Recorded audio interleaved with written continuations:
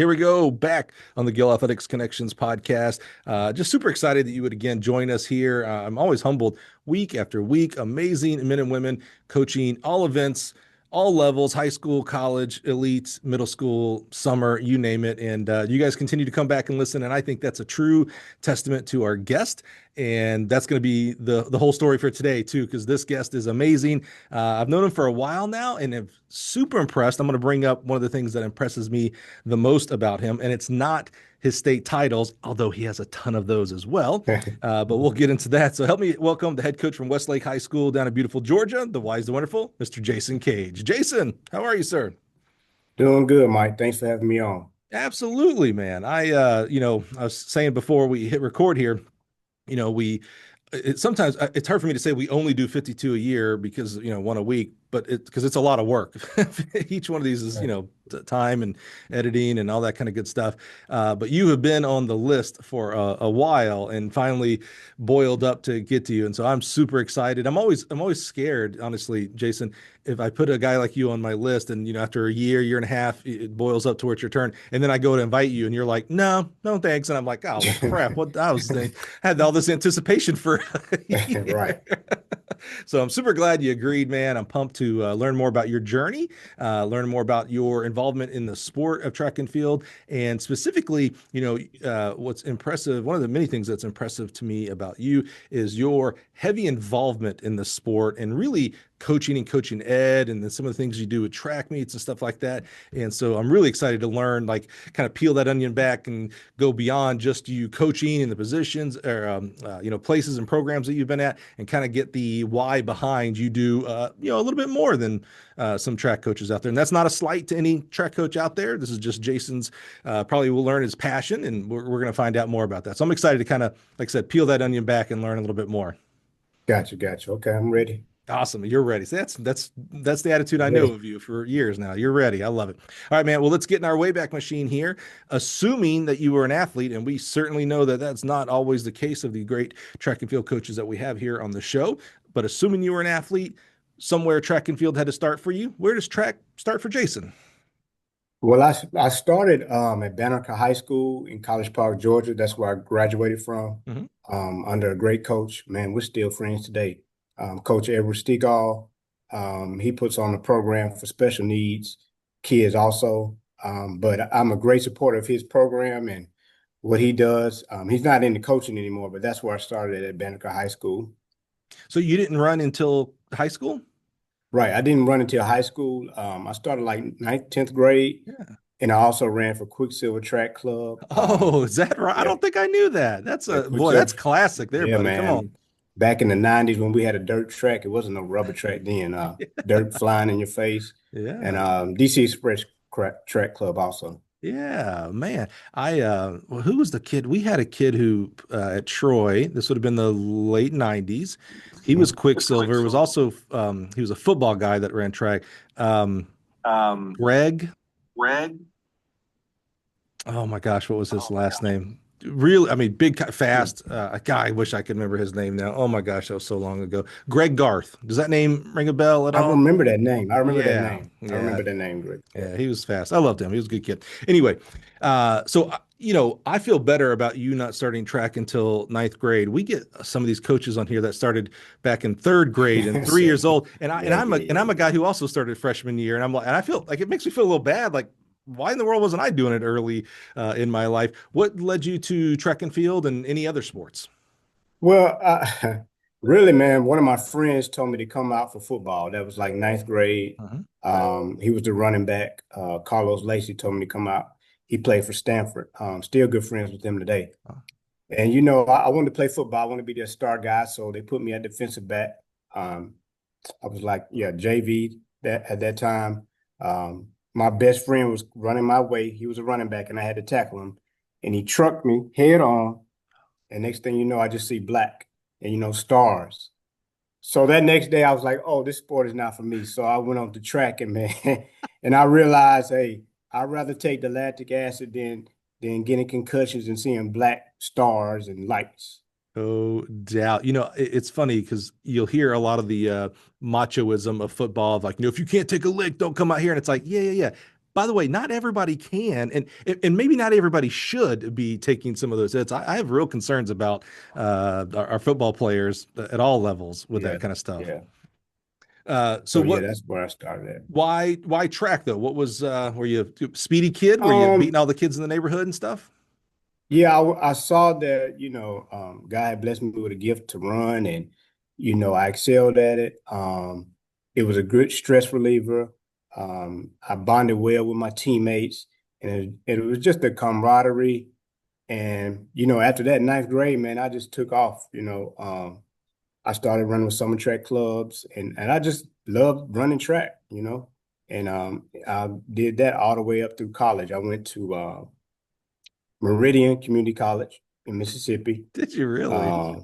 Yeah, then I finished up at Southeast Louisiana University in Hammond, Louisiana. Oh, okay. Well, hold on before we get there. That's amazing. We're definitely going to have a lot of people, common friends there, as far as the coaches. That's good. Tell me about your time still in high school here. You said it took off and obviously led to, running in college, which, we tend to forget. What is it, 7%, maybe roughly 7% go on from high school to college. So that's a big deal going on to college. Right. What was your relationship with coach? You said you had a great coach. So maybe there was a great relationship there. What was kind of that relationship like when you'd show up for practice? Were you the guy that, already knew what the practice was for the day because you already hung out with coach early? Tell us a little bit about that. Well, the coach always showed the kids love, and Mm. that's what I always try to do, today. I really bonded well with my coach. He really believed in me. He was always positive. It wasn't always about the workouts. It's just about the relationship, which helped us succeed. Were you the kind of kid that were you always asking questions? Like I'm trying to figure out like Hmm. where was coaching, even if you may not have verbalized it as a high schooler saying I want to become a coach, but spoiler alert, you become a coach.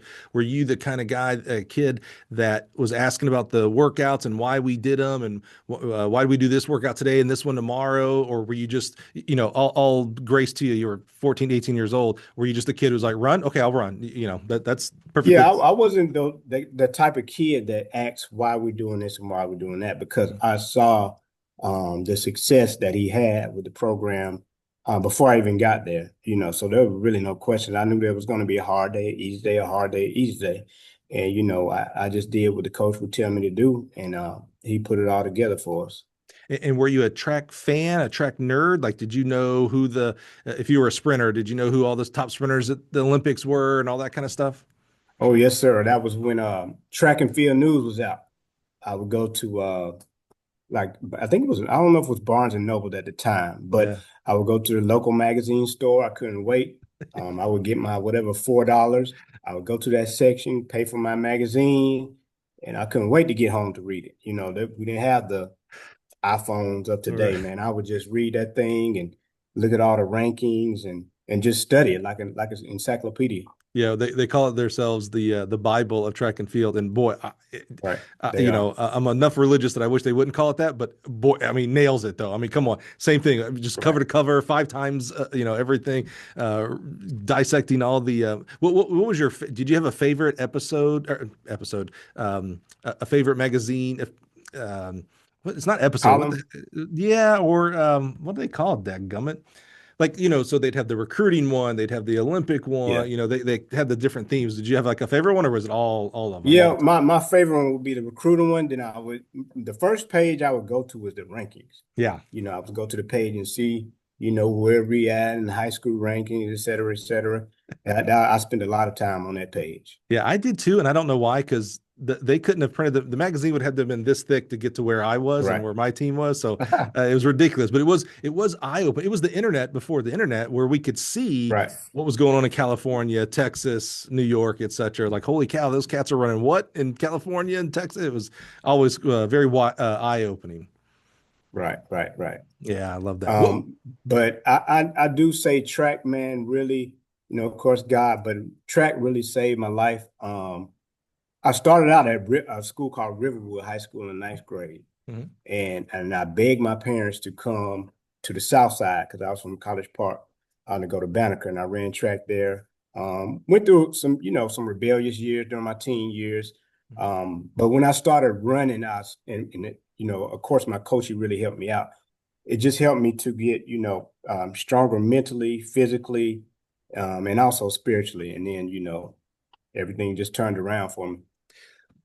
What, thank you for sharing that. I appreciate you being open and authentic there. What was it about the sport or the coach or maybe a combination of? Because, like, now granted, I don't run a history teacher podcast, but I don't hear people saying, "Oh man, I found history in classes and the professor and that changed my life." No one says that, even PE. Oh man, I found PE and found a purpose, but they say that about track and field. Your story is not unique, thank goodness, of people who found a path forward because of our sport and a lot of times because of our coaches. What was it for you? I just think it was the coach, number one, the sport, number two. I really loved it. I wanted to be successful at it. I wanted to be good at it. Um, and I just think the discipline, Mm, some of the things I still apply today to my life, the discipline, the getting up early, especially in college, it really took hmm. off. Just the discipline, the life skills, the life lessons. If you're not coming to practice, hey, you're not going to be running. You're not going to be running this meet. And he always showed us tough love. He would bring us food to the meet, take us places. Coaches do a lot of things. I know you know that. That's behind the scenes, Hmm. but just really being that father figure, who on the track also, and supporting on the track and in the classroom and in the building made a big difference. Coach obviously made a large change, large positive impact on your life. When you think about him, like when you mentioned his name, and so maybe that was first time today, probably not. You probably think about him a lot all the time. Is there a story, a time, a moment that you can think of that just like epitomizes what he meant to you and the rest of the team? Yeah, I mean, he everybody has their challenges. I remember he would come to practice with his kids. Matter of fact, he had a special needs daughter who just passed away years ago, and that's why he Oh, still has this uh, special needs program that he does on the side, a nonprofit. Just seeing her in the wheelchair, him working, him bringing her to practice. Then he had another daughter later on, and she went on, Michelle Stegall, she went on to run for University of Florida. And, just being a dad and a husband and, dealing with all that, just the trials of life and still, being there not only for his family, but also for the team, it wow. just showed a lot of resilience and a lot of character in him. He had hearing that he had every excuse in the book to be like, look, man, Yeah. I'm busy. You see what I got going? Come on, and being Yeah. right about that. By the way, no one would blame him, and yet his heart, his compassion was able to go from his family also to his track kids' family, if you will. Yeah. So, like at practice, he would bring her, she would be in a wheelchair, she would be on the curve. And, just seeing that, it just really helped me grow up, helped me mature, in high school and through life also. Matter of fact, I went through a situation like that. My daughter was born, her intestines didn't connect. So her digestive system didn't connect properly. So yeah, and this happened during track season. So, Oh, I was me and my wife were at the NICU Children's Hospital for a whole month from like February to March. We couldn't bring her home. wow. And and that's in the middle of track season. So that was stressful for me. But when I would leave that NICU room, coming to the track and seeing the kids, man, it was like it was like a breath of fresh air. And it just really helped me. Like I said, the sport have saved a lot of people. I know a lot of people also that suffer from depression. That it has really helped them and some of my former teammates. I can't imagine what you and wife went through with your child. Mhm. And but I have to imagine that there were times of just times I want to quit. I mean, you get so much going through you. Did you find strength in having that role model? He had done that in front of you. He had shown how I'm raising my daughter with special needs and still Yeah. was there ever that like, man, he did it. I can do this. Yeah. I mean, yeah, it did a lot because it just helps you, when you run track in college, man, it's a whole different ball game. Hmm. your resilience, you got to keep going, regardless of injury, tough practices.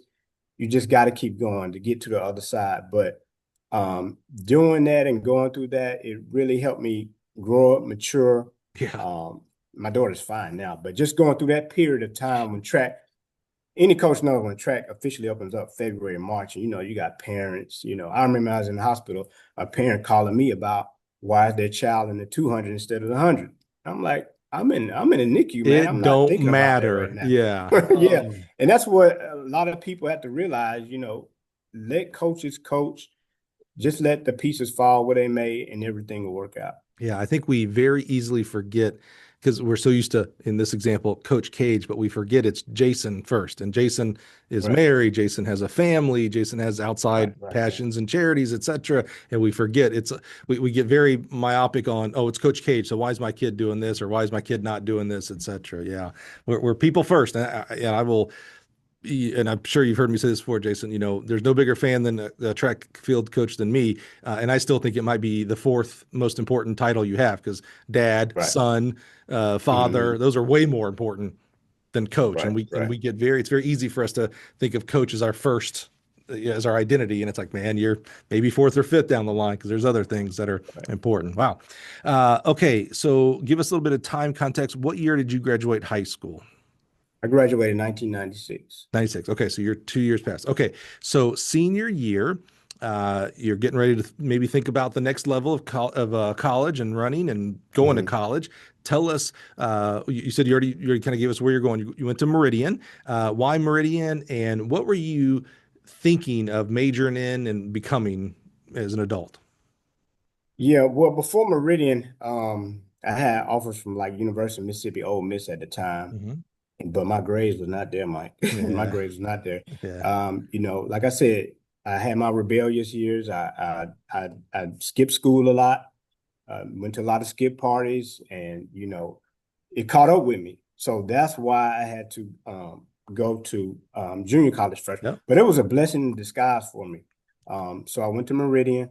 I went there in January, so I trained from August to December. Did you stay I home? went late. I stayed home and trained. Yeah. What? Why? So I stayed home and trained because I had to work. I had to actually walk on at Meridian because all the scholarships were basically taken up. Yeah, yeah, And yeah. Meridian at that time was loaded, I was gonna man. say, was Joe was the head coach, right? Yeah, Joe Walker. Yeah, I love Joe. Joe Yeah, Walker. yeah, yeah, yeah, Yeah, man. So he had the Jamaican. He had all this. Everybody was already signed, so I had to work at Walmart for a while, yeah. train, and I thought my training was going well.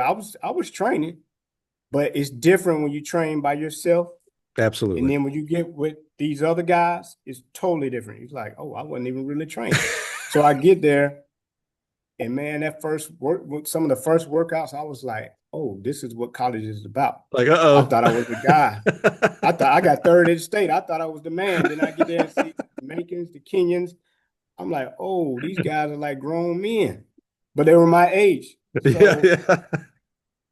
those were some real dudes Yeah, in junior college, man. Miguel Pate, matter of fact, one of my yeah, buddies yeah. today, Love them. he was there. Man, The when single most underrated coach in the NCAA, in my opinion. oh yeah, Yeah, yeah. yeah. So I remember at night they would go have relay races in the grocery parking lot across from Meridian. Yes, relay Dude. races at night. And then I remember somebody challenged Miguel to jump over the top cab of this pickup truck. Nobody believed that he could do it. No way. And you ask Miguel, and this guy took like maybe 4 or 5 steps and jumped over the top of a pickup truck.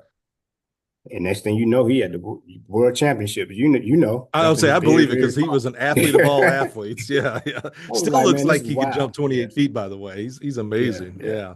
Wow. So what were kind of a two-part question. Where is coaching as a career for you in your headspace here as a 18-ish, 19-ish year old kid? Is it at all? Like you're even thinking about becoming a coach? Yeah, I really wanted to be a coach. Also, my PE coach, Coach Brown, he was also like an assistant track coach. Those were guys I really looked up to. They enjoyed their job. So, yeah, I pretty much knew what I wanted to do when I got out of college. Before you even went to college, though, was it before I even went to college. Yeah. Yeah. Okay. So what Mhm. did you go into major? I know Meridian, I coach JUCO, so I get it. So, you're maybe taking a lot of, I'm calling gen ed classes and stuff, but your mindset is where I transfer to, I'm going to be what kind of major? Yeah, kinesiology and health study. Yeah. Okay. That's a very, Yeah, yeah, if yep. I would say, what would you major in to become a track coach? That would be one of the top five majors people would talk about. Okay. Right. That's not an easy major though. No, man, I remember even in the swimming class and the lifeguarding class, the lady put a brick down at the bottom of a 10-foot pool, and then we had to go get it. I was like, oh man, No. yes, you had to go down there and get it. And it was a struggle, but I passed the class. You know. All right, so you go to Meridian. Now, I love you're living, Hmm. in Atlanta city area for high school. Now you go to Meridian. Yeah. That is Yeah. middle of nowhere. Shocker. Sorry. Shout out. Yeah. I love the Meridian staff there today. They do a great job, but it is, I know junior Yeah. college, it's in the middle of nowhere. How did you adjust to kind of that, living that life? Man, really, like I said, it was tough, man. There were no mall. They had that maybe one mall. It wasn't built up like it is now, but Right. back in the day in the 90s, there was nothing. But it helped Mhm. me. It helped me to focus. It helped me to lock in. There were no distractions. So all we did was run, race. I mean, that's all we did was eat, drink, track, talk about it. Next thing you know, we end up flying to Minnesota and won JUCO Nationals indoors. It was up in And I Minnesota? yeah, it was up in Minnesota. Okay. I think that was maybe 99-ish. Okay. Okay. Yeah, I'm trying Yeah. to think that. Um, but yeah, we ended up winning.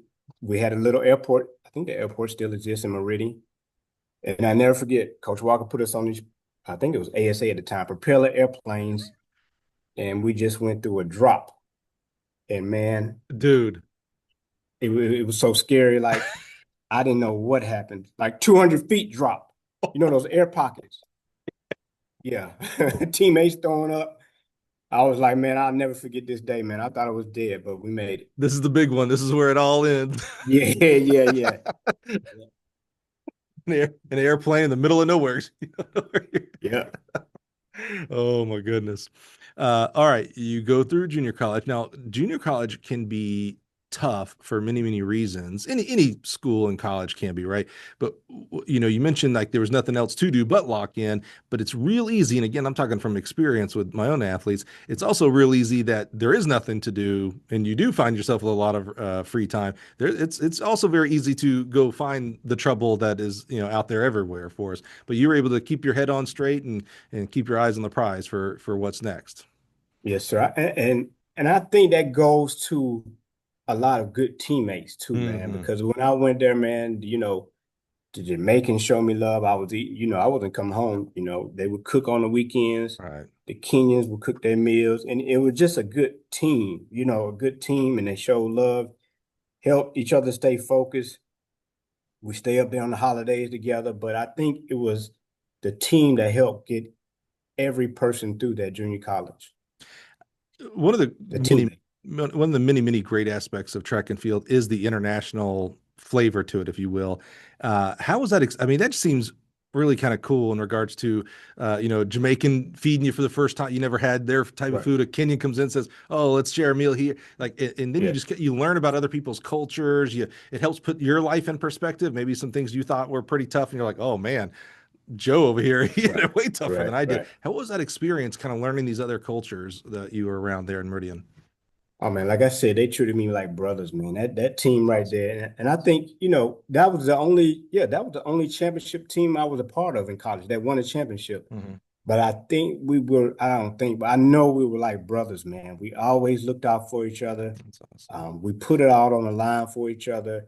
If somebody was hungry, if the cafeteria was closed, they would make sure everybody eat, regardless of if it was ugali from Kenya, the cocoa bread from the Jamaicans, man. They would just make sure everybody is good. That's cool, man. That's there's a I don't know if I want to say big, 'cause I don't know if I want to give that much credit to it, but there's an uproar about international students in track and field specifically Hmm. going on, and politically as well, obviously. And I'm torn because on one hand, I'm very much, these are American tax paid institutions and budgets and things like that. But I also know, like, man, having international teammates, I think that makes you a better person when you get out on the It other side, does. when you go into society. Again, you just have some perspective of what it's like in other countries and other parts of the world. I don't know. I just would hate to lose that for our young Yeah, kids. and like I said, man, I had Nigerians, man. To this Yeah, day, I was in a Nigerian's wedding a couple years ago. So, like I said, the bond was so strong and that's tight cool. there. That's cool. I love that. Okay, so you graduate from Meridian. So Mhm. because you started a semester late, like, did you make up credits in the summer? Like, so did you graduate in a Yeah. December or did you make up in graduate in a summer? No, I made it credits in the summer. Stayed there for summer school. Okay. So you left in 1.5 years because of the summer. Right, right. Yeah. And then I went to Southeast Louisiana. Why Southeast Louisiana? What a great school. Was Corey the head Oh coach man. there? No, it was Sean Brady. Oh yeah, that's right. Brady. Sean. Yeah, yeah, that's right. Yeah. Dude, you got into the Coach mix Brady. with some amazing coaches, Joe and Yeah, I Sean. did, man. Yeah. Holy cow. Yeah, yeah, yep, yep. How was that So Sean, experience? oh, it's good, man. Coach Brady, man, that guy he was a realist, man. So good. And but you had to do your job. Mhm. I tell everybody, I love Coach Brady, man. But as a college athlete, you have to produce. And I remember one year, man, I had a stress fracture, right? So at the exit meet, I'm walking into his office, to discuss what's going to go on forward. And he was like, "Hey, Cage, man, we're just going to have to cut. So I'm going to have to cut some of your meals, take you off of some scholarship money for your meals because, yeah, because you didn't score at conference." I'm like, "Coach, I have a stress fracture, man." Dang. Like, "Hey, man, I had to go out and use this money elsewhere." But to this day, I still talk and text to him, but it's part of the business. Yeah. It's part of the business. Yeah. Yeah. And it's more so now, but that's a heck of a story right there. Yeah, yeah, Yeah. man. But like I said, but he would always, he would still look out for me in the summer. Yeah. He would made sure I had a place to stay, going to Yeah. summer school.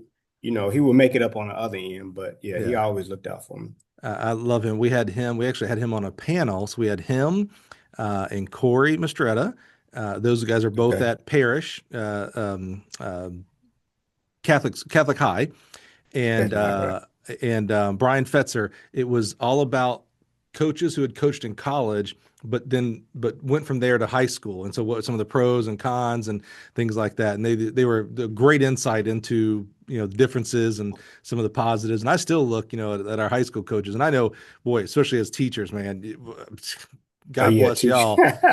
But the track Yeah. side, everybody kind of has this like this falsity that oh, because it's college it's so much better and things like, and it's like it's not necessarily better, it's different, not necessarily Yeah. better, but I'm not saying that high school is better either. It's just it's different. You just and prepare yourself for what the differences are, that's for sure.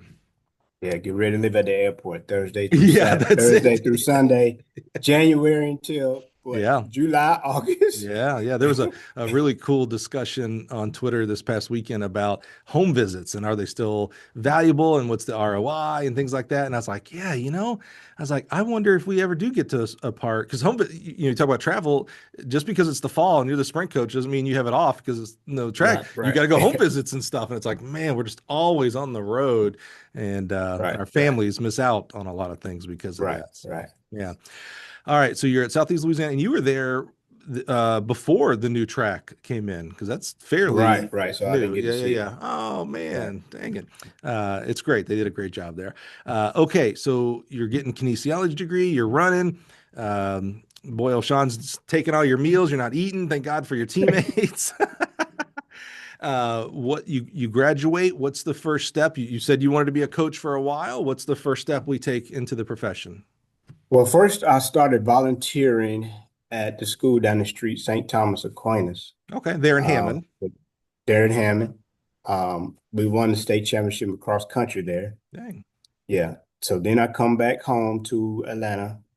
Um, I started volunteering coaching at the school I'm at now, Westlake High School. Oh, So the first whole year, I basically I not basically I did yeah, volunteer yeah. because they already had another head coach. And But was it you always know, the plan as you're in Mississippi and then Louisiana? Was it always the plan to go home, or was that just I don't say happenstance, but it just it happened. Yeah, I think it was the plan to come home. I had family in Baton Rouge and New Mm, Orleans, but it's nothing like home. mm. Nothing like home. Yeah, got it. Okay, so you go to Westlake and they have coaches and the coaching staff, so you volunteer there. So like, hey, I volunteer, and we started building the cross country program up and track program up. Um, One of my mentors, Robert Wilson, did a great job. He's now the AD over Henry County high schools down in Henry County, Georgia. Mhm. But yeah, we started out with like 6 guys and 9 girls on the track team, and now we have over 200 kids on the track Yeah, team. no, I know where you're at now, buddy. It's still amazing to me. Yeah, Anytime someone tells me when I say how many kids do you have in a team and they start with two, it's always like, holy crap, can you say yeah, 100? That's a lot. right. 200, that's amazing. And obviously building a culture there that people want to be involved there. What were you doing for your volunteering for coaching? Are you teaching? Are you subbing? What are you doing for income? Yeah, so I was teaching at a middle school down the street, Sandtown Middle School. Okay. And so after the middle school would get out, I would come over here and coach at Westlake. Yeah. Did the middle school have a track program or no? No, well, in Georgia, they have a track pro. In Georgia Middle School in Fulton County, they only have one track meet a year. Oh, okay. So it's not really a program. They only run one time a year. So I just decided to come over here to Yeah. Westlake and volunteer. Is that a real track meet or is that like a field day? Did you know, did you have field days back in the day? You know what I talk about when I Yeah, we say, have yeah, field days in yeah. middle school, but this one is like a real track meet. It's called the Okay. Fulton County Championship. Yeah. But yeah, it is a real track meet. Okay. So they get like experience of like, the real deal of track and field before they go to high school. Right, That's right, cool. right. Yeah, I like that. That's really good. So you're volunteering and you're kind of making it sound like you were maybe more involved in the cross country side than the sprint side, even though you were a sprinter. Is that? Yeah. So after high school, I had to move up to the 800 Oh, I didn't know and run that. cross country. Yeah, because like I said, when I got there in the 90s, man, you had 40. I had a guy, Wayne Willery, he's from Jamaica, he's 45. Another guy was 45, and I'm running 48 out of high school.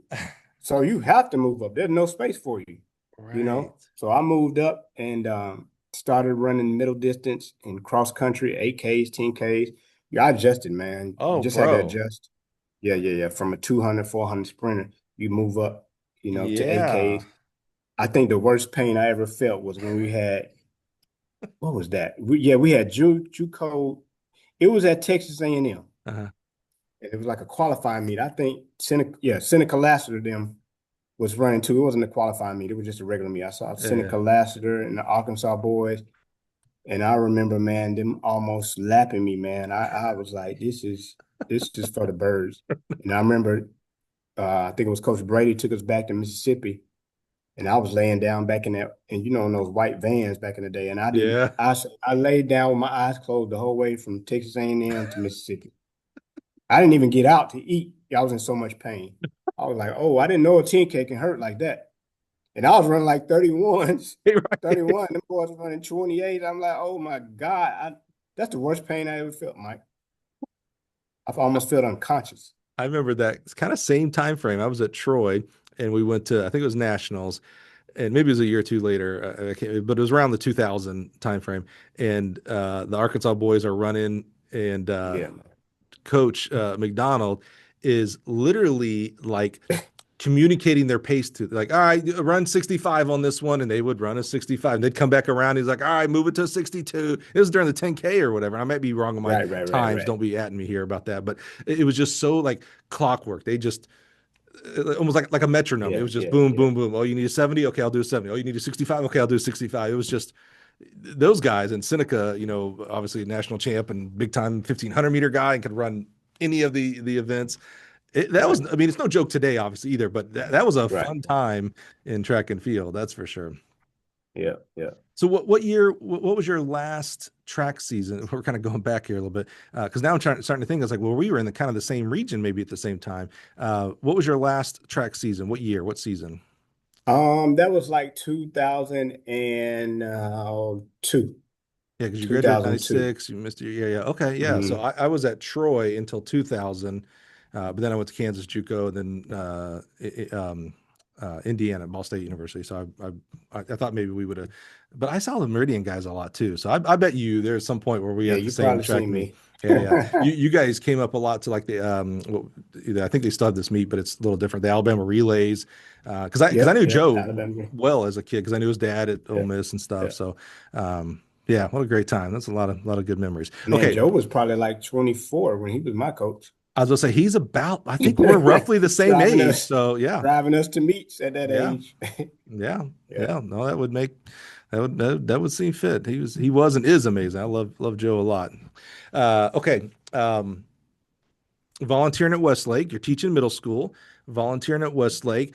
You're doing cross because you changed into a cross guy. I did not know that at all, Right. Jason. I just pigeonholed you as a sprint guy for many reasons. So love that. What are you doing, if anything, at this point for coaching education? And for coaching education, I kind of break it down into two buckets. There's formal and informal. Formal is, back then we had USATF level 1, level 2, things like that, clinics. And then informal is you're calling Joe up and saying, hey, so I got to coach distance runners here at Westlake. I know what we did, but maybe that's not, so there's formal and informal. What are you doing, if anything, at that point? For as far as coaches education, I was going to, some USATF clinics. Mm-hmm. I think, and then I met you in Colorado Mm-hmm. at the USTF clinic. Yep. Mm-hmm. Mm-hmm. And, so that's what I'm doing, and going to the local Georgia clinics Yep. also. However, I wanted to learn more, so I started to have our own clinics and Yeah. invite coaches, informal. The first one we did was with, some counselors, parents. I had former track athlete AJ Terrell come speak Oh about his yeah. story, and his Yeah. dad was a great supporter. He had 4 kids that ran for us. Oh wow. Just by being a supportive dad, just getting the knowledge out there to the parents. Yeah. Uh, had Christian Coleman come speak All to the right. parents. The second one, which was last year, we had the Irvin twins, come and speak. All right. That's right. Coach Barnes from American Heritage, and myself and Coach Watson. And so leading up to this year, I wanted Yeah. to highlight, the minority coaches, the women especially, Coach Carroll, Coach Thomas from Mississippi State, the Baylor's jump coach, Yeah. Coach Stacy, Coach Boone from UCF. So just getting it from their perspective, because I Yeah. know most of them have coached both men and women, Right. and they do a great job of what they're doing. So just want to let the other coaches hear what they got to say, so they can just take in the knowledge. Yeah, and that's where I want to get to. That's the thing I alluded to at the beginning during the intro about something that really impresses me about you. It's your extra involvement with coaching education, not only for what you're doing with these clinics, but you yourself. I'll tell a quick story, but then I want to get back and kind of get us up to the timeline. What really impressed me when we met in Denver was your use of social media. We were doing the live podcast, and I remember you tweeted out, you're like, hey, college coaches, so I'll be hanging out. Here's where I will be at 8 p.m. or whatever on Monday. Come see me. Like that just like when I talk about networking and proper ways of networking and improper ways of networking, like that was to me like I mean, just a sprinkle on, I hate to use the word steroid, but blow it up. I know it's terrible, but you know what I'm saying? Like really like, oh my gosh, here I am. Here's a guy using social media, leveraging our platform. What we were doing. I just thought that was like that. I told you, I was like, man, that's impressive. Like here's this high school coach. I want to take advantage of getting to learn and know all these college coaches. Well, then I'm gonna let them know where I'm posted up for the next 2 hours. Right. Let's talk. I thought Right. that was so cool.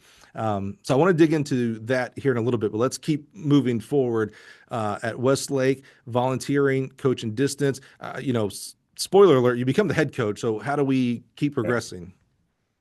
You know, man, like I said, learning, you can always learn. I think coaches should always be learning, learning from different coaches, taking them to national meets like Arcadia.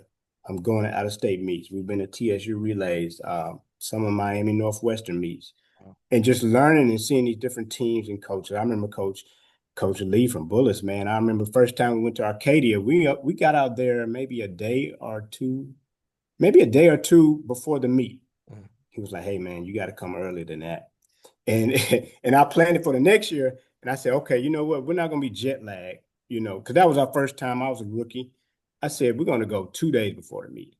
And man, and then next time we came, it was a whole different ball game. The Yeah, kids were yeah, yeah. rested. We won the relays. We won the 4x1. We got second in Yeah. the 4x2. And just the knowledge and the wisdom. Going to the Olympic trial. I went to the Olympic trial to see that. Yeah.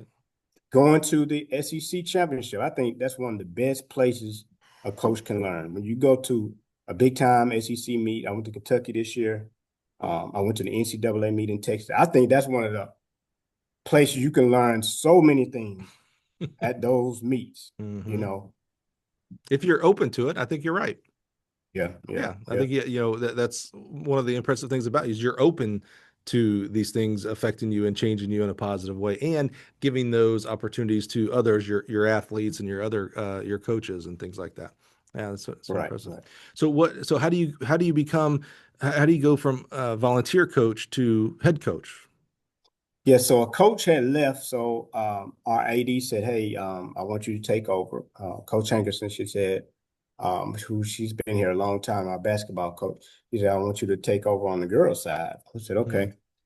But at Westlake, we run the girls and boys program together. So on Mm-hmm. paper, I'm the girls' head coach, and Coach Watson's the boys' head coach. Um, so from there, I take over. All the coaches. I'm not just saying the two head coaches are the guys. It's the whole staff. Right. We have great coaches. We have a total of 9 coaches.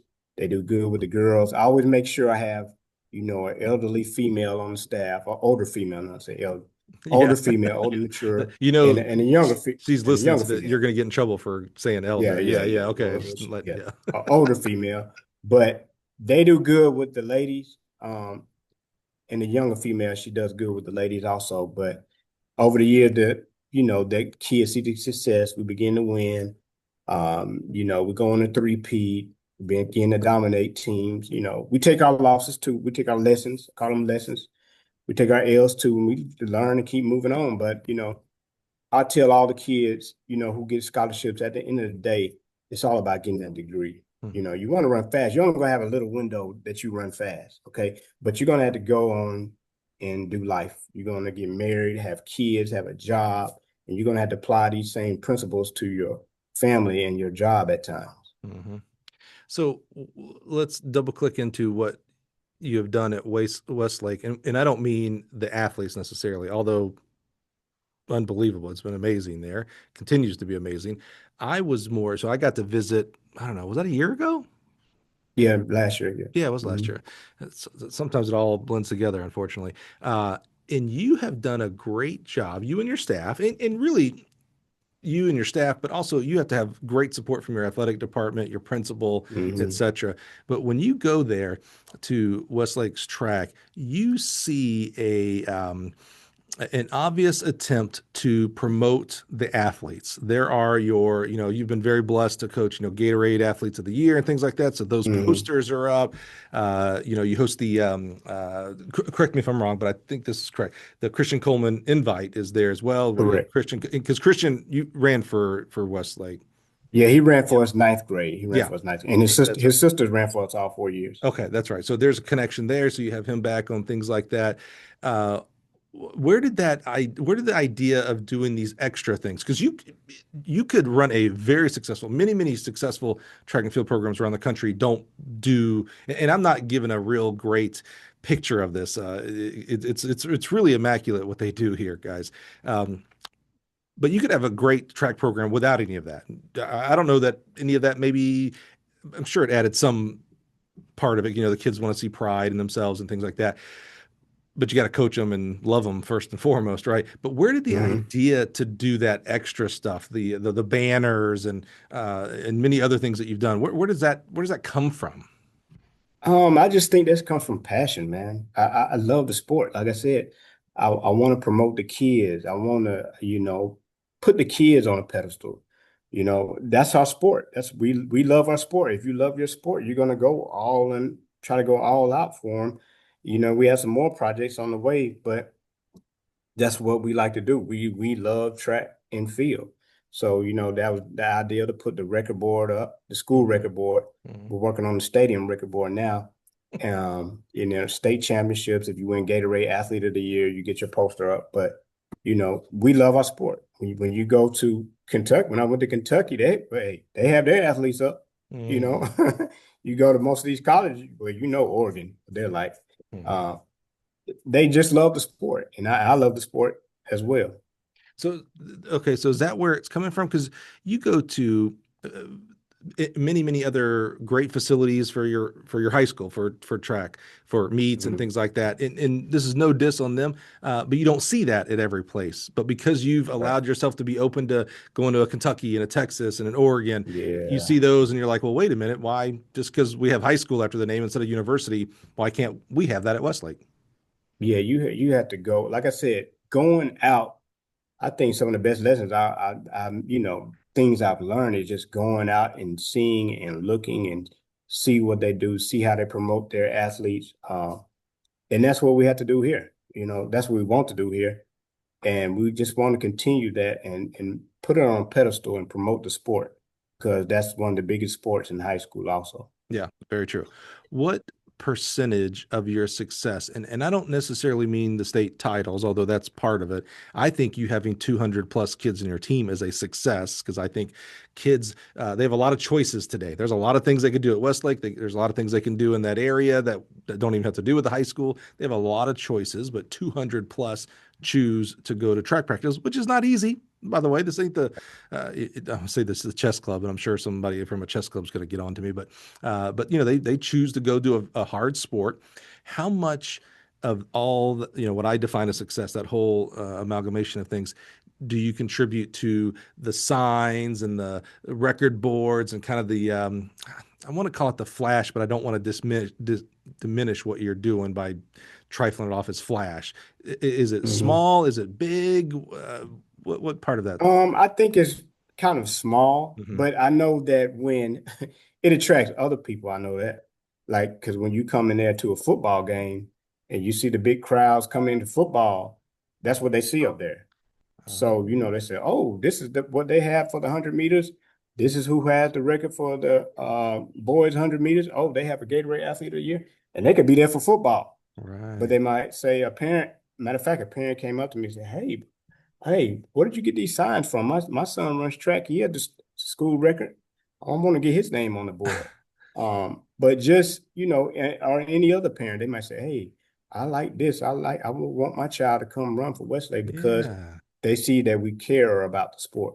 Yeah, it's interesting. I was hoping, and because I knew in my heart the answer was small, not not Yeah, small. zero, but it's not like, Hmm. oh yeah, you know why we run fast, Mike? Because we put the Nah. posters like, nah, sorry, you got to do all the other things first before. Right, right, right, right, Yeah, that's why I call it the flash. It's like, well, if it all went away tomorrow, well, the meat and potatoes is still coaching and loving the kids, and that's going right, to right, continue no matter what poster is or is not up on the field house, if you will. Yeah. right. Yeah. What about, are you teaching science? Because you're a kinesiology major. I teach health and PE, You teach health and PE. So you got a health, full, mostly health classes. so you got a full teaching docket. You're coaching track Correct. and field. That's hard enough as its own. Are you still coaching cross country? Still coach across country. Yeah. So you're coaching all the time. You are continually looking to how do you update and upgrade your facility and your school. So the Hmm. posters and the record boards, things like that. And then it's just not enough for you. So now you host these clinics every year. Again, if you didn't host a single one, no one would say anything bad about you. They're like, of course, he teaches, he coaches, and they do really well. Of course, he doesn't do camps or clinics. Why would he? But somehow Jason decides I'm just going to fit all that in. Again, I asked the question, where does that come from? Is that was your life changed by a teacher or by a clinic, or where does that come from? I just think it comes from the impact of what coaches do Mm. and how they can change a kid's life. Um, that's why we have the clinics. That's why I wanted to put on our own clinic so coaches can get a different perspective from college coaches and high school coaches because coaches, man, they probably have one of the biggest impacts in the building. No doubt. You know, they have one of the biggest impacts in the building and in life. Like I said, the relationship continues to go on. And, we would just want to hear from, a college coach perspective of not only coaching, but just life things. And I had to call a college coach about something else the other day, and just how they work with their discipline, and Mm, here are some things in place that we do discipline wise if somebody doesn't show up to some practice, etc. mhm. And I love that you, first of all, it feels whether you are trying to actively do this or not, you're doing it regardless. I love your almost paying back or your homage to your track coaches by you're now Mm-hmm. help educating other track coaches. There's going to be kids that you'll Right. never know, never see, never hear about that will have a more positive experience at their track program because a coach went to one of your clinics and became better, whether it was better X's and O's on how to coach a sprinter or whatnot, or culture creation, etc., discipline, thinking about how you do Right. discipline, etc., or even goes to your program and just sees what you did with your record board and goes, well, wait a minute, we should probably have that too. And now a kid has a better experience because of that. So I just love that, whether that's intentional or not from you, you're standing on the shoulders of the coaches that came before you, that coached you, and now you continue to help uplift this amazing profession. Right. Right. Right. How Yeah. did you So go ahead, I'm sorry. no, so I was going to say, so just coming to these clinics, um, it can really change a coach, and I open it up not only coaches but parents, Mm. because I know parents play a huge part in kids' life.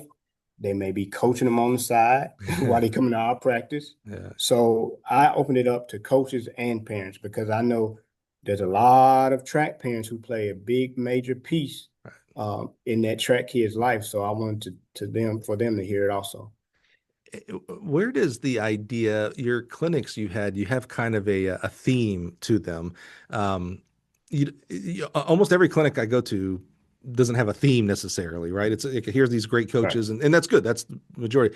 I was really struck by this year's clinic. I mean, what did you call it? Legends or something like that? And it's Yeah, like like trailblazers, Trailblazers. Yeah. And then I look at who's trailblazers. there and it's like Stacy and Dana and Carol and Yeah. April. And I'm just like, Right. oh my goodness. Like, dude, this is amazing. Where does that idea, like your creativity of like, hey, instead of just, I'm gonna say just, and I hate that word, but if you would have had three of those ladies plus name three other male coaches. Doesn't matter. It still would have been awesome, no matter where they would have been from. But Right. I think it makes it more special when you have real trailblazers in our profession as women in our profession. Where does that creativity come from? Man, I believe that God has given everybody a gift. You just have to listen to what he's saying, um, and you'll be successful and bless other people. Because that's what ultimately I want to do, is just to bless other people. But yeah, those gifts come. God's giving everybody a gift, so we have to tap into it and go ahead and apply it, and it'll be a blessing. Not only this is not for me, this is for other people, other parents, who we want to get exposed, not only on the recruiting side, but also on the life skill side. Just to know what they are looking forward to as they go to college. Do you feel, just as you said that, it struck me about junior college. It Mhm. struck me about your story about, my word, I don't think you use this word, a knucklehead as a young kid, which, Oh again, yeah, all yeah, grace, yeah, you're yeah, 14, 18 years old. I get it. yeah, Same, by the way. It's not like it's not like I'm like, oh, Jason, I never got in trouble when I was a high schooler. yeah, But it makes me wonder because I love like junior college is my favorite level of track and field. I look at when I go to junior college nationals, I look out and I see athletes that, they needed second, third, fourth, fifth yeah. chances. And I think to myself, I think it kind of hit me one year when it was at Pitt State a few years ago because I was like, why is this my favorite? It's not, it's very, very good. I'm not putting down the junior college athleticism by any means, but I've been to Olympic trials and Prefontaine. I've been Mhm. to better overall quality, meets, but this is special to me. And I was like, I wonder why. And it kind of hit me. It was like, oh, these are, for lack of a better term, the misfits, the second chancers. And I was like, oh, that's me. Right, Like I needed a second, third, fourth chance, or I wouldn't be where I am today. And I think it was right. just kind of that, like, oh, that's me. Where I'm getting to, and my question is with your high school, junior college, etc., and these things that you're doing that don't necessarily benefit you or even Westlake, these clinics and things like that.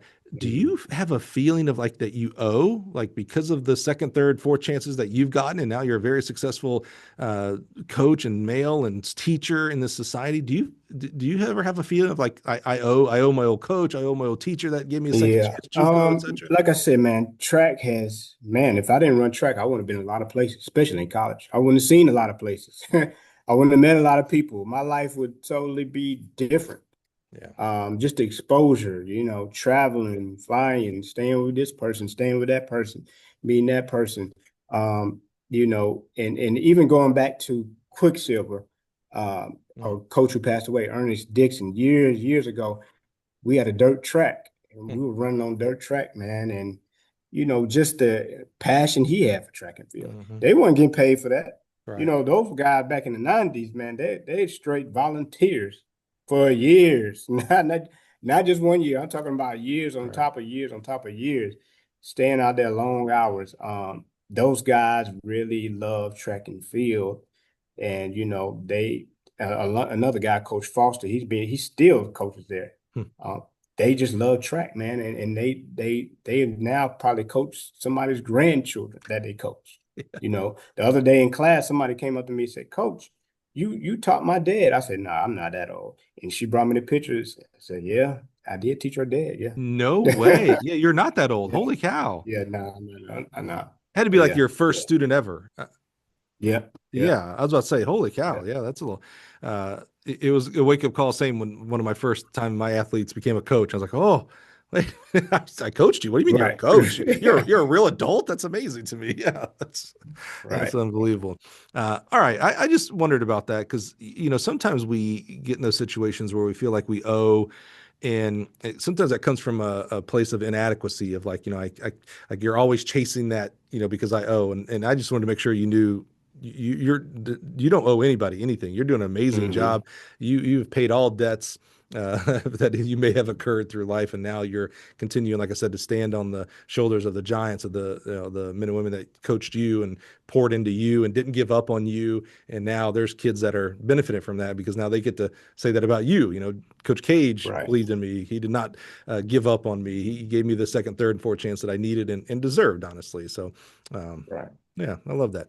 Okay, so I love your creativity. Are you, who is design? You're much smarter and better than I am. I over rely on AI for graphicking and things like that. You come up with some amazing posters for these clinics, amazing social media posts. Who's doing? Are you doing these, or do you got someone doing these? No, sir, I'm not doing that. I have a Okay. guy, a social media guy. He's in the building, Mr. We call him Mr. C. He travels with us too. He records our meets. Oh, nice. He does our social media. Um, he has a website. I mean, not a website. Sorry, IG highlights sports media.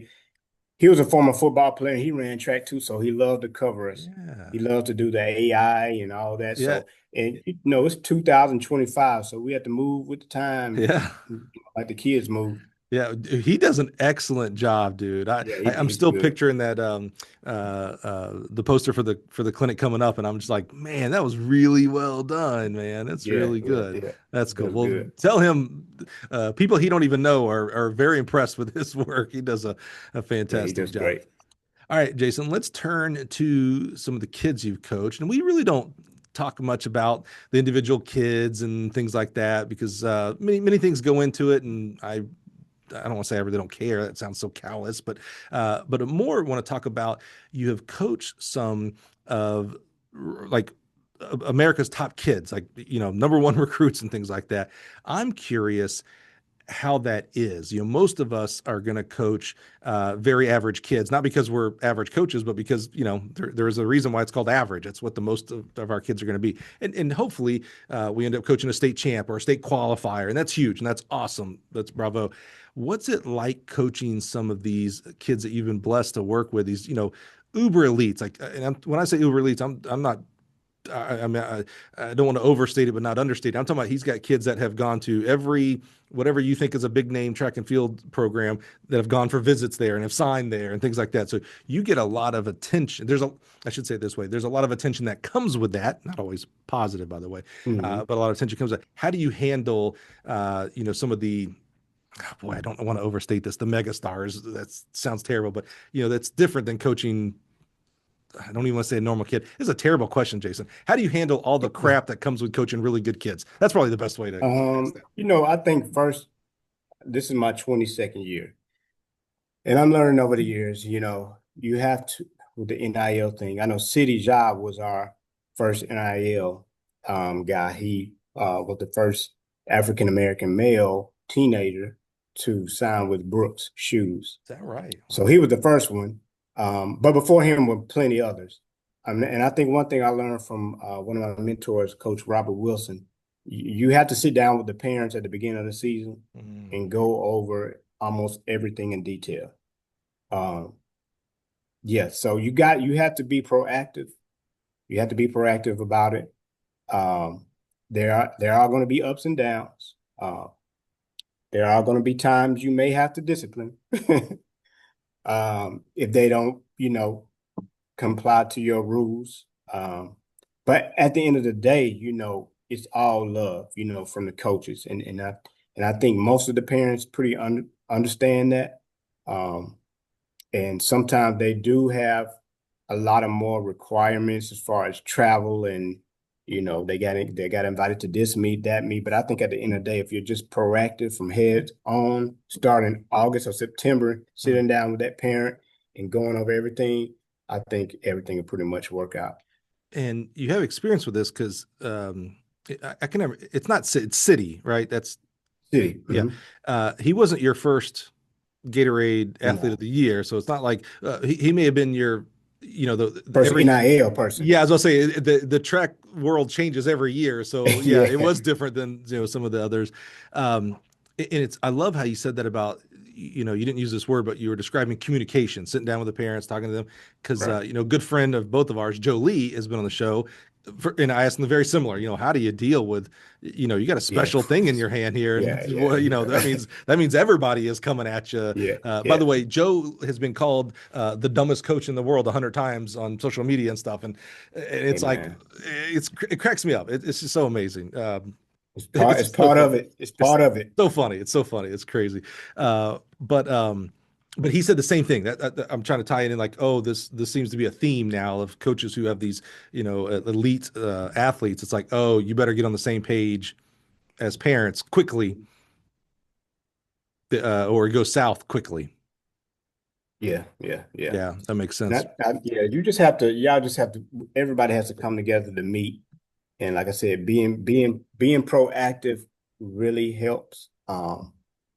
And just writing things out, putting out the schedule. Say, hey, this meet we're gonna run this spin or this event.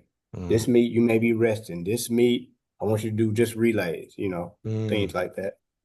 Having a game plan, not Yes, you have to have a game plan. yeah, early, not week to week.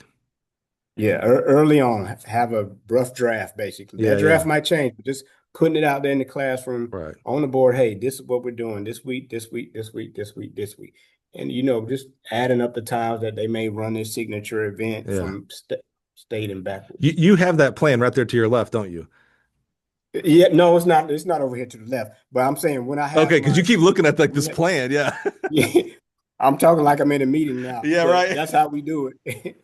That's how we do it. I love it. Yeah, because I think you're right. You have to have a plan, but you have to remember your plan is not chiseled in stone. This isn't the Ten Commandments because official visits come up. If he's an NIL person, that means there's going to be some media attention or responsibilities to do and things like that. So.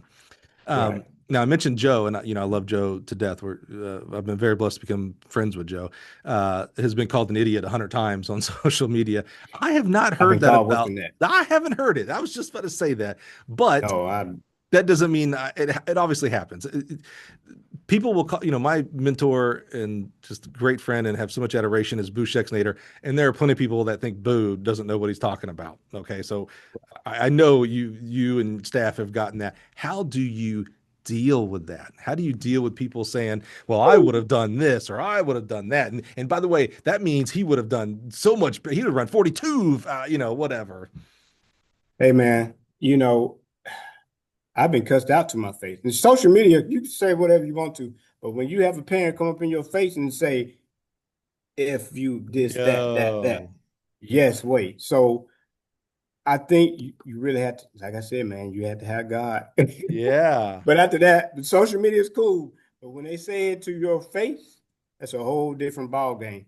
But at the end of the day, man, you got to realize you're not there for the parents, man. You're there for the kids. mm, You know, you're not there. I'm not studying what you're saying. I'm here for your daughter or your son.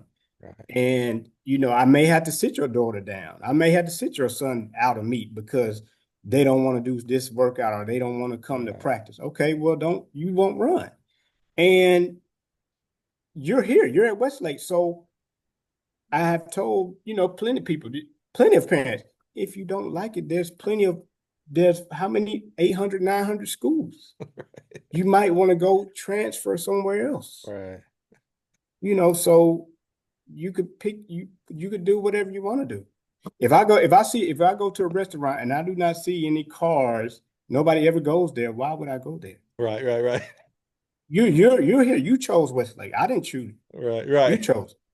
So at the end of the day, I'm here for your kid, but you can also go run unattached. You don't have to run for us. right, I will still love you, and I still show love for you. yeah, Your son can still come hang out with me. Your daughter can still hang out in my room, which I know they love to. But hey, you can still go run unattached. yeah, You don't have to run for Westlake if you don't want to do what we're asking you to do. right, Just like a job. If you're not, that's what I'm saying. When you get to a job, you're not going to say, I don't want to come in from 9 to 5. Your window of being fast is very short. right, So eventually, what are you going to tell that professor when you say I don't want to show up at this time? What's going to happen then? mm-hmm. But it's just teaching them life lessons because it's going to catch up with you if you don't learn and go ahead and comply and ask what the coaches are telling you to do. Yeah, I love that. Yeah, it's funny to me when I hear the myth about high school coaches can't coach college and because they don't know how to recruit or they don't know how to do travel or whatever. There's many just all bad, dumb excuses. And then I'll sit down and talk with the high school coach and I'll be like, if you took away the words high school after Westlake and put university, there would be no difference in what you're talking about. The learning curve of going to California 2 days before instead Right. of one day, parents, Right. NIL, recruiting. I couldn't tell you if you're high school. I know you're high school because you told me you taught health or you teach health classes. That's how I know Right. that there's no real difference here in that sense. Just you're Yeah. dealing with 14, 18-year-old kids instead of 18 to 22-year-old kids. Right. Speaking of college, what's your, I love when I get high school coaches on here because there's another, great debate in social Mhm. media world. That's where I live, Jason. You know that of the involvement of the high school coach in the recruiting process. Some high school coaches say, "Man, I can't believe you would not call me to talk about my kid." Others are like, "Man, this is between you and the parents and the kid, and I don't care where they go. I just want them to go. Like I'll help Right. out if I can." What do you think about your role in recruiting? You know, for the most part, the majority have, college coaches have contacted me about a kid. Maybe one or two have not, and they just go to the summer track coach, which is cool. But at the end of the day, as long as the kid gets in college, that's the main goal, you know. I think there's a fear, and we live our life in fear, and sometimes, right? That a coach from I'll use my alma mater because it's my alma mater, small school, Troy University. That Troy calls you up about a kid, and because you're big time Coach Cage, like man, you ain't Alabama, you ain't Georgia. What? I'm not gonna send my kids to Troy. There's this fear that you will become like this gatekeeper. Can you talk to us about why that's a ridiculous statement in regards to how you operate your program in regards to Yeah, recruiting? man, I don't operate like that. HBCUs, I talk to them all, because you know, I, like you said, the big schools, you better be ready. You better be ready to do your job. And I think some elite athletes uh, are not ready for that. Hmm. they may need to go to that smaller school. So, you may need to go take a visit there and see, because what you don't want to do is burn bridges. And I don't try to burn bridges with no Mm, college coaches, because that college coach may be at a bigger university next year. And right. I tell our kids that make sure you answer their text back, regardless of their HBCU, NAIA, junior college. Make sure you answer their text back. Make sure you call them back if they call you, because that coach may be a world champion coach one day. Right. He may be over the world team. Hmm. You never know what path they're going to go on. So I'm not a gatekeeper like that. I'm open to all schools. And, like our kids have went to schools from junior college to NAIA to Hmm. Division II to the Power Fours. Hmm. Yeah, the bridge you burn today might be the bridge you need tomorrow. Correct. Don't burn the stinking bridge. Yeah, yeah. Correct. So talk to us about the reverse side. How do you, as a high school coach, you get a young lady, a young man that comes up to you and says, "Man, I saw where Sid went to his visits. That's great. I want to go there too, coach. Why don't they recruit me?" And they're just not athletically at that place. How do you handle the I'll say the ego, because I don't know if a young kid knows any better, but how do you handle outstretched expectations? Maybe that's the better way of putting it. Yeah, well, I just tell them to go look at SEC conference. Look and see if you can score. Number one, can you score in that conference? Do you think you can score within the next 2 years? Um, if not, I suggest you keep on shopping, keep on looking elsewhere, because right now they won't even take you as a walk-on. Hmm. So you need to go where someone wants you, where you're needed. So you can take your services. Some people might go to Publix, some people might go to Kroger. I don't know what grocery stores you all have up there. Some people might go to Walmart, but you need you need to go where you can shop around. Right, right, right, right. Yeah, Yeah, and that's great, and that all sounds good, Coach. Uh, but probably have had a kid that said that's cool, but no, I grew up a Georgia fan. I want to go to Georgia, and they're running maybe a guy's running 50 seconds for the quarter, and it's like, man, Donald, this is not the play. How do you you told me to go look, coach. I saw it. Eighth place was 48 point because the kid, walked in or whatever. But you said in 2 years, I could do that in 2 years. I just need a chance. I just need a chance. You hear that a lot. I just need to just give me a right. chance. How do you, I mean, you've played this fine line of like, I don't want to be seen as a hater. I'm not a hater. I'm a realist is what I am. I'm really But right. how do you get that? I mean, I guess it goes back to a lot of trust and things of all that nature. How do you handle that person who says, I just need a chance, coach? Well, your chance can be, and that's why I tell every parent, if you want to go to those big schools, these big names, make an investment and go to the conference meet and see, can you really last? Can you really score? Can you, because they don't show everything on TV. Right. Go and see those girls crying.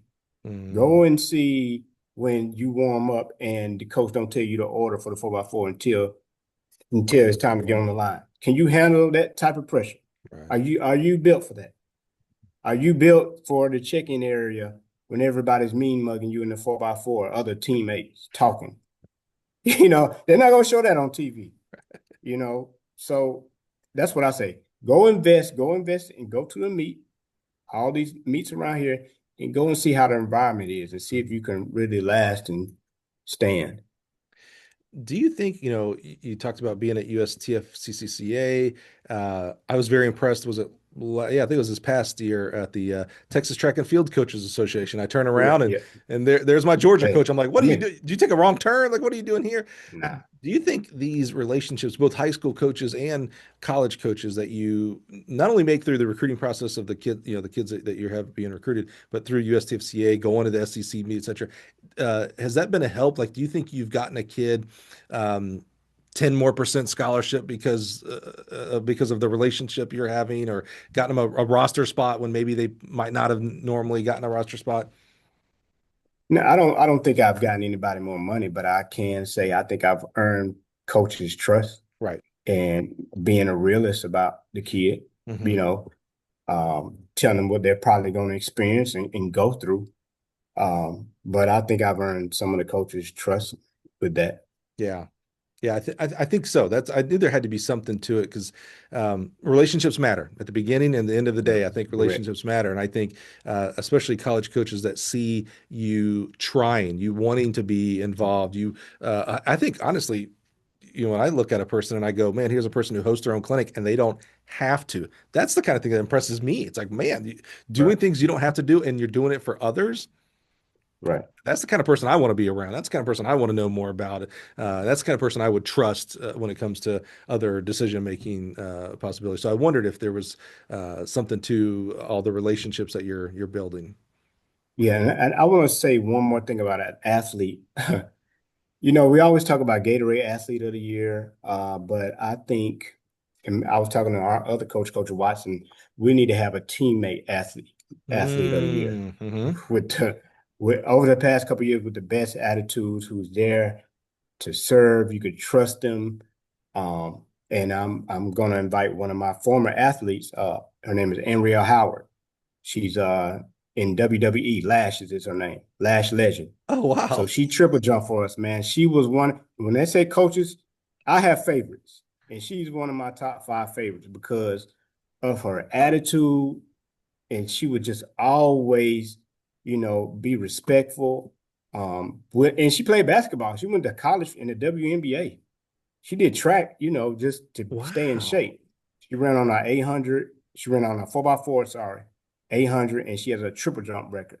But when I tell you she was one of my favorites, man, because it was no talking back, no attitudes.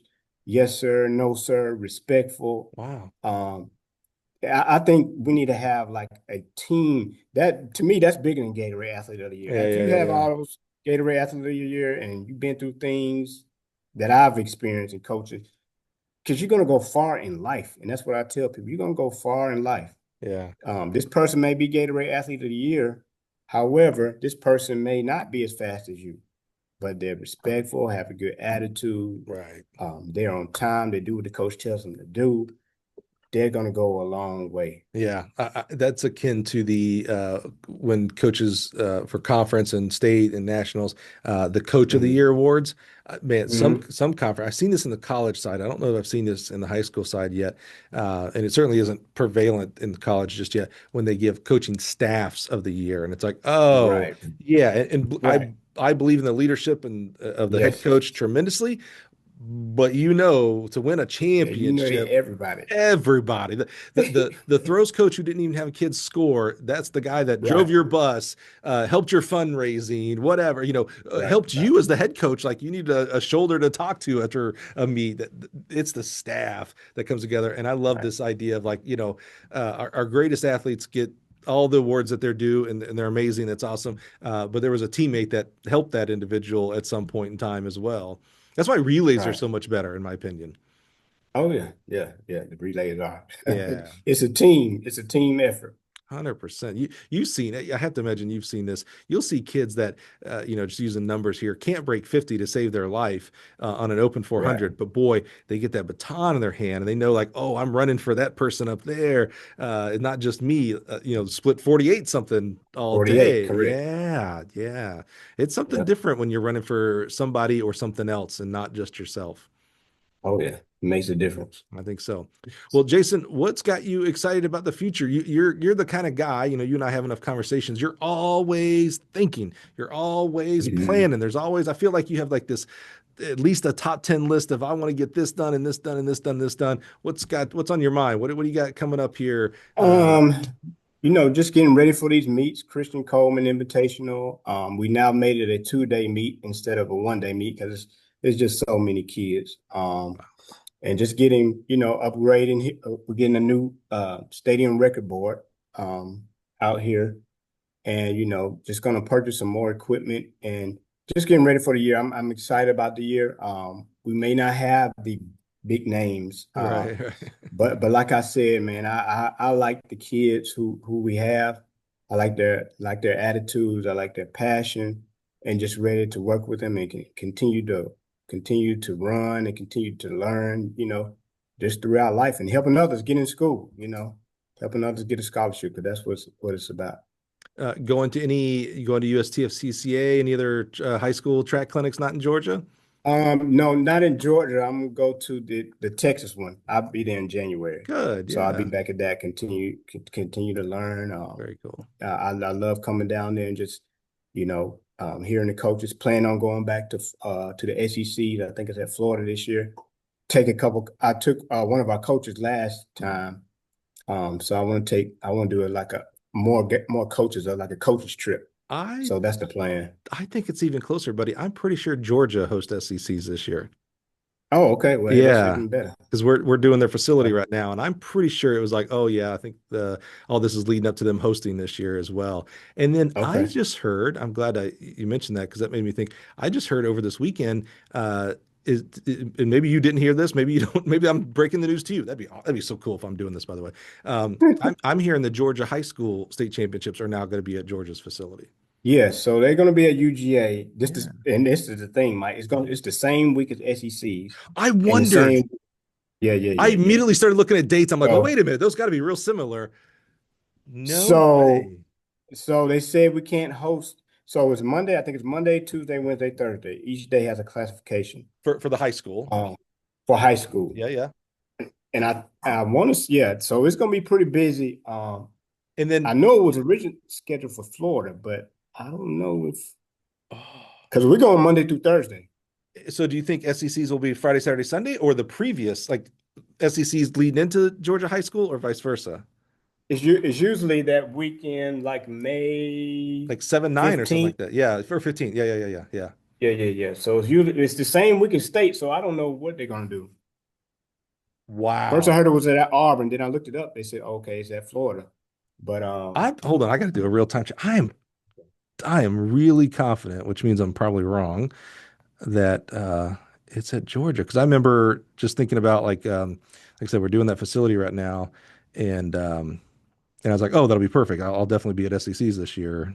oh, you're What right, are we right, doing? right, right. Outdoor You know, 20. I'm actually closer to Auburn. I thought it was gonna be at Auburn. I'm closer to Auburn than Georgia That's from my true. house. That's true. I just think of, I think of Georgia. It's all together.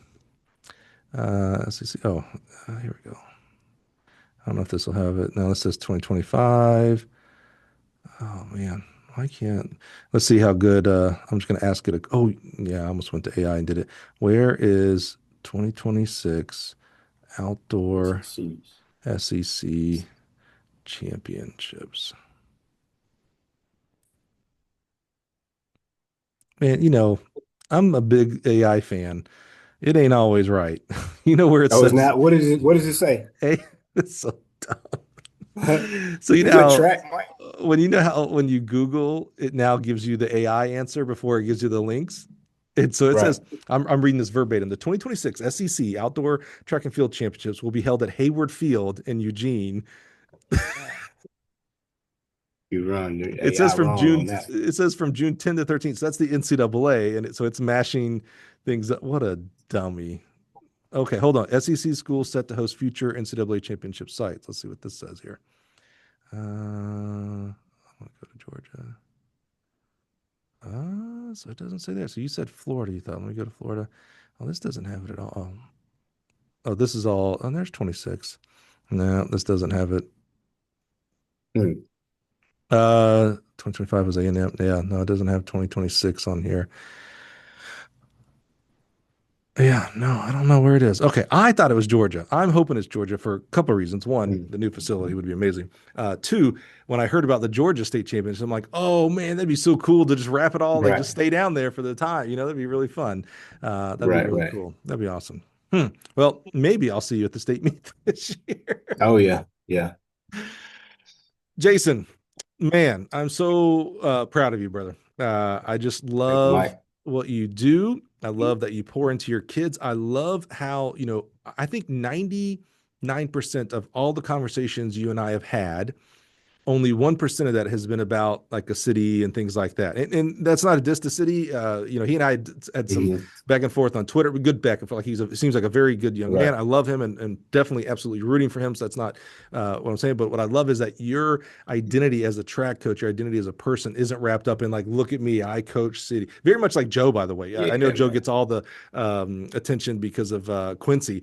Joe will talk to you about all his other kids Yeah. first, Yeah, yeah, first yeah, and yeah. foremost. So No one person is bigger than the team, man. that's right. And I think that shows your No character. one person. Yeah, It's nobody. very easy for us to hang our hat on one athlete as good as a city, for crying out loud. I mean, there's not many that Hmm. were better than that young man, and he's going to have a long career. So I just love your servant leadership to your program, to your kids, to your coaching staff, to your graphics guy. I just love this Oh, yeah. community that you're involved with there at Westlake that helps all pull in the rope in the same direction to create championships and championship experiences for you and your school and your program, your kids there.